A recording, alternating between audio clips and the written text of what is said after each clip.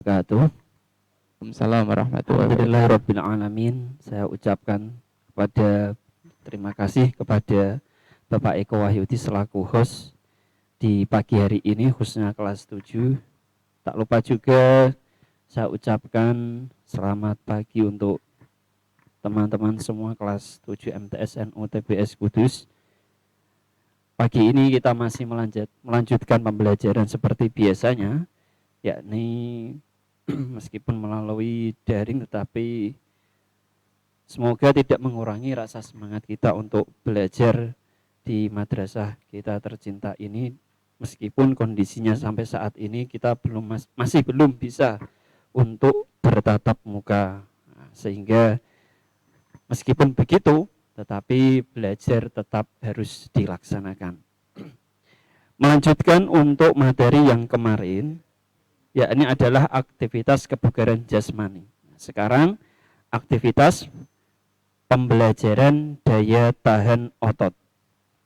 Sudah dicoba belum yang kemarin? Ada set up, ya. Terus kemudian ada apa lagi kemarin? Kekuatan otot punggung, pick up dan lain sebagainya. Nah, sekarang kita aktivitas belajar tentang aktivitas pembelajaran daya tahan otot. Ini di sebelah saya juga sudah ada Pak Eko ini. Pak Eko mungkin bisa mempraktekkan nanti. Jadi sama-sama senang olahraganya. Nah, kan begitu. Seperti kemarin Pak Mahda juga sama. Malah Pak Mahda sudah mencontohkan kemarin. Ini sekarang kita aktivitas pembelajaran daya tahan otot. Beberapa aktivitas pembelajaran untuk daya tahan otot. Itu yang pertama adalah lengan dan bahu. Ini kalau teman-teman membawa LKS, bisa dilihat LKS-nya halaman 40. Halaman 40. Jadi olahraga itu begitu amat sangat penting untuk tubuh kita. Gerakan-gerakan yang seperti halnya yang kemarin saya sampaikan, itu tentunya dapat meringankan daripada tubuh kita ketika tubuh kita diberi beban dalam menjalankan tugas keseharian kita, sehingga rasa berat apapun itu menjadi terasa ringan. Sebab mengapa? Karena tubuh kita sudah siap. Nah, begitu. Tubuh kita sudah terlatih, tubuh kita sudah siap untuk menerima beban yang akan diberikan oleh tubuh kita, gitu. Aktivitas pembelajaran daya tahan otot dan bahu dapat dilakukan dengan permainan seperti gerobak dorong. Seperti apakah itu? Nah, itu seperti yang ada di dalam gambar tersebut. Jadi bisa teman-teman lihat. Nah, ini mestinya kalau praktek biasanya memang ini dipraktekkan kalau tatap muka. Jadi mungkin dibuat jarak. Nah, jaraknya itu mungkin ya sekitar 10 sampai 20 meter. Ini membutuhkan teman seperti halnya di dalam gambar untuk memegang kaki kalian. Latihan ini dilakukan berpasang-pasangan. Satu orang melakukan berjalan dengan tangan, adapun temannya membantu memegang atau mengangkat kedua kaki teman yang melakukan tersebut. Ini bagaimana caranya untuk melatih otot lengan dan bahu. Latihan ini dilakukan berulang-ulang secara berganti-ganti. Jarak tempuh berjalan dengan tangan antara 10 sampai 20 meter. Ini juga bisa dilombakan sebenarnya. Jadi per anak misalkan kalau di kelas itu 40 berarti pas 20, ada 20 pasangan. Berpasang-pasangan. Yang kasihan ya bebannya berat itu tadi, yang orangnya gemuk, ya. Bukan berjalan dengan tangan tapi malah merangkak dengan tangan, wah, terrepot lagi nanti. Makanya berbadan gemuk itu bagus tetapi jangan sampai berlebihan. Obesitas kalau nanti berlebihan. Kan kemarin sudah kita pernah singgung itu. Yang kedua sekarang, ini hanya ada 4 pembahasan saja, tidak banyak karena saya selalu fokus pada satu subbab. Masih ada satu subbab dan satu bab lagi yang terakhir nanti renang. Tapi kalau untuk renang saya tidak tahu, semoga saja kita masih daring. Tapi kalaupun nanti toh bisa tatap muka ya syukur-syukur alhamdulillah. Nah, begitu. Meskipun nanti kalau tidak bisa daring atau tatap muka, maka materi untuk berenang nanti dipelajari sendiri. Nah, gitu. Mudah, kalau berenang itu mudah. Medianya banyak. Nah, Sungai Kaligelis, Pak. Repot nanti ya. Aktivitas pembelajaran daya tahan otot tungkai. Aktivitas ini dilakukan dengan cara squat thrust. Squat thrust itu jongkok berdiri, merupakan sebuah latihan untuk kekuatan dan daya tahan otot dada. Efeknya adalah akan terasa pada kaki, lengan, dada, dan perut. Nah, bagaimana cara melakukannya? Nah, ini kalau teman-teman lihat di layar, ya, itu untuk posisi pertama, ya ini adalah berdiri. Ya, berdiri terlebih dahulu, kemudian jongkok sambil menumpukan kedua lengan di lantai, terus pandangan ke arah depan, nah, lemparkan kedua kaki belakang sampai lurus dengan sikap badan. Maksudnya bukan kakinya dilempar, bukan ya. Ini maksudnya di apa ya bahasanya? Di kakinya diluruskan ke belakang, dijulurkan ke belakang. Nah, seperti pada halnya gambar itu kalau kalian lihat. Nah ini terus kemudian ini dijulurkan ke sini, ya ke belakang. Terus kemudian baru posisi seperti yang nomor 1, 2, 3, 4. Lemparkan kedua kaki belakang sampai lurus dengan sikap badan. Ini tadi sudah. Kedua kaki ditarik ke depan. Kalau sudah kedua kaki ditarik ke depan, hampir sama dengan jongkok tadi. Terus kemudian berdiri kembali yang terakhir. Nah, ini satu kali gerakan, tetapi kalian bisa mendapatkan berbagai banyak efek yang ada di dalam tubuh. Yang pertama, ini kaki, terus kemudian lengan, dada, dan perut. Nah, satu kali gerakan tapi bisa memenuhi beberapa yang ada di tubuh kita. Nah, itu untuk daya tahan otot tungkai. Sekarang yang ketiga. Ini sudah yang ketiga. Nanti yang keempat terakhir.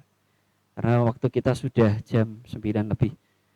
Aktivitas latihan daya tahan otot lengan berpasangan. Bisa dibuka di halaman 41. Kalian jangan ini ya, lupa itu kok tulisannya tidak sama. Kadang memang saya supaya mudah diterima oleh teman-teman sehingga saya singkat sedikit. Nah, begitulah. Olahraga ini dapat dilakukan dengan permainan saling mendorong. Lakukan permainan 1 lawan 1 dengan sikap awal kedua siswa berdiri, kemudian saling berpegangan bahu dan saling mendorong. Itu ada garisnya. Nah, kalau dibuat permainan ada garisnya. Siapakah yang terdorong berarti dia yang kalah. Ingat, ini yang dipegang adalah bahu. Ya, seperti hanya gambar, yang dipegang adalah bahu. Nanti jangan sampai dicontohkan sama temannya ketika di pondok atau di rumah malah leher yang dipegang. Nah, ya bahaya ini nanti. Ya. Jangan leher yang dipegang ya, tapi bahu. Kalau leher yang dipegang, kecekik temannya. Nah, bukan kalah untuk sementara, tapi kalah untuk selamanya nanti jadinya. Nah, bahaya ya. Jadi olahraga boleh, tapi dilihat bagaimana permainan itu dilakukan. Ada tata caranya, ada tata tertibnya. Berenang boleh dilakukan, tapi tidak dengan pemanasan. Yuk, akhirnya nanti terjadi kram di dalam kolam renang. Nah, itu bahaya lagi. Makanya ada perenang yang meninggal di kolam renang, ya termasuk gara-gara itu. salah satunya loh ya. Beda lagi kalau ada hal-hal lain. Ini untuk yang nomor 3. Sebenarnya bisa dilakukan banyak syarat atau banyak permainan yang dilakukan, bukan hanya seperti yang saya contohkan ini. Kalau teman-teman lihat di di web berkaitan dengan olahraga, itu banyak sekali contohnya. Ya, ini yang saya contohkan itu hanya beberapa ini sebenarnya, cuma banyak sekali contohnya. Kemudian yang terakhir, aktivitas latihan daya otot dengan naik palang tunggal. Oh, kalau ini sudah pernah dilakukan terus-menerus mesti. Ya, ini yang pertama, naiklah ke atas bangku yang telah disiapkan. Tidak usah naik bangku juga bisa. Pegang palang tunggal dengan pegang palang bukan. Ya, pegang palang tunggal dengan telapak tangan menghadap ke depan. Nah, seperti halnya contoh yang ada di gambar. Pindahkan bangku agar yang memegang palang tunggal bergantung tangan dalam posisi lurus. Kalau tidak ada bangku, langsung loncat juga bisa. Ini yang biasanya saya lihat kalau dari kantor, saya lihat di mana itu di kelas itu kadang ada anak yang bergelantungan di kusen pintu ya Pak. Kusen pintu. Itu yo wis ora apa-apa, enggak apa-apa, tapi bukan tempatnya, Mas. Ya, bukan tempatnya. Syukur-syukur kalau kusen pintunya kuat. Lah kalau enggak, kalian yang jatuh pertama kali yang kena adalah kepala. Wah, bisa gawat nanti ya. Kalau kepalanya kebentur enggak terjadi masalah, enggak apa-apa. Nah, kalau pendarahan tapi pendarahannya di dalam, wah itu yang jadi masalah. Bisa-bisa ditanya teman kamu siapa? Lupa namanya, wah bahaya lagi tambah. Nah ini. Jadi boleh melakukan itu tapi lihat-lihat keamanannya. Ya. Aman enggak ini kira-kira? Saya berolahraga seperti ini. Kalau aman, kuat, dilakukan, tidak masalah. Tapi hati-hati, diperhitungkan juga. Setelah aba-aba mulai, angkat badan hingga dagu melewati palang tunggal. Ini biasanya kayaknya Pak Eko sering begini ini, karena saya sering melihat ini. Nah, itu. Ini bisa kalian lakukan ketika di rumah atau dimanapun yang sudah ada medianya. Sekali lagi, yang sudah ada medianya. Dan media itu memang dikhususkan buat olahraga. Bukan seperti tadi, kusen pintu malah dijadikan seperti untuk naik palang tunggal. Wah, bahaya Mas, ya, jangan diulangi lagi. Ini bagus kalau untuk olahraga otot lengan. Bukan hanya untuk otot lengan, konon ceritanya ini kalau mau meninggikan badan ya, sebelum umur melewati batas, karena tubuh itu bisa tinggi itu ada batasnya, usianya ada batasnya. Kalau tidak salah itu sekitar 17 tahun kayaknya sudah tidak bisa itu. Pokoknya 17 tahun kok begitu, berarti besok sampai 30 tahun ya dia begitu. Nah, tingginya loh ya. Nah, ini.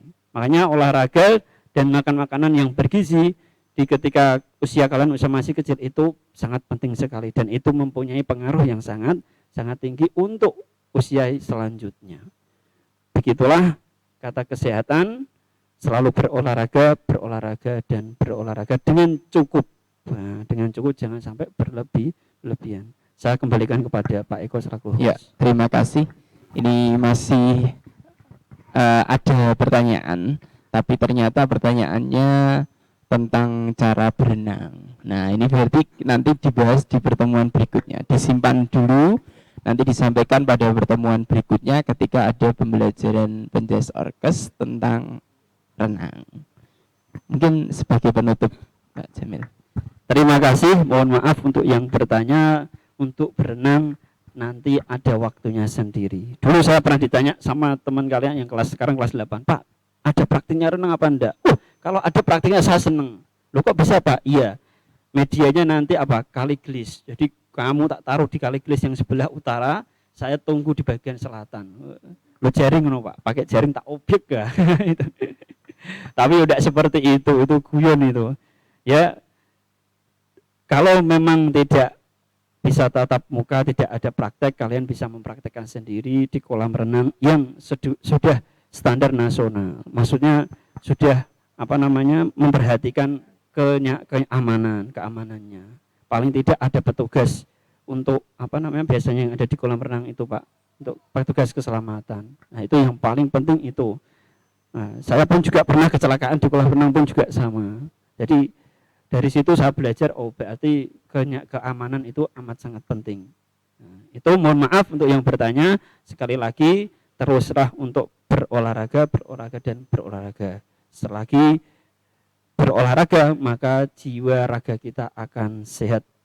Terima kasih dari saya. Assalamualaikum warahmatullahi wabarakatuh. Waalaikumsalam warahmatullahi wabarakatuh. Terima kasih kita sampaikan kepada beliau Bapak